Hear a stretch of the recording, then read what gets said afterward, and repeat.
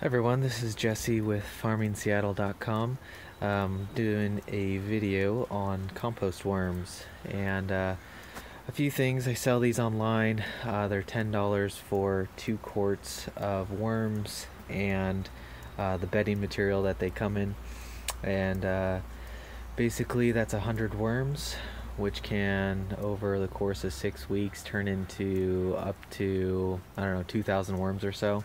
Best case scenario, huge container and lots of food, and that's at like 77 degrees. But you can look online and find that information out. So the first things first is you need a worm bin.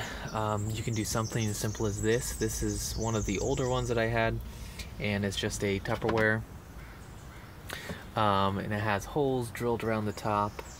You can ignore all the mouse traps.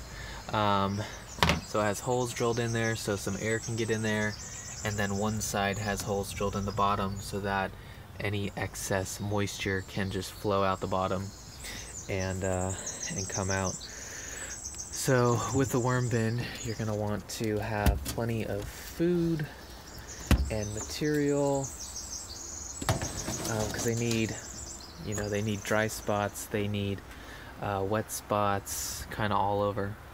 So these are this is a 55-gallon blue barrel that I drilled in half, and this was used for aquaponics, but I put a little PVC pipe down there at the bottom so that it can drain out excess moisture, and basically a couple times per week I will get my food for the worms. And so today we have some bread, oatmeal, a lot of banana peels, eggs, and I'll pour that in there just like that. And I like to cover all the food. It just keeps down the pests and bugs and everything, and I'm assuming the worms probably like it a little better when it's covered in this type of mulch material. So I've used a lot of wood chips before for their bedding material. You can use newspaper, cardboard. You just don't want to use shiny magazine paper.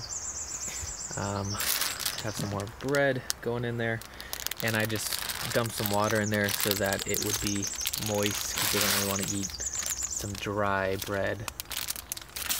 So we got that, and we cover it up, and let's see if I can get some pictures of worms.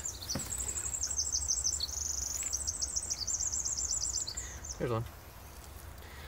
So this is a sweet potato that's been in there. It's probably best to cut things up into little tiny pieces, but this will do just fine. So there we go. There's some worms. And also I'll put in the bunny manure in there, and so they just kind of have a wide variety of stuff that they'll eat. I'll try not to, because when I sell these, I try to dig from one area so that, this area over here is not affected, so then they can have more eggs and keep reproducing as they are.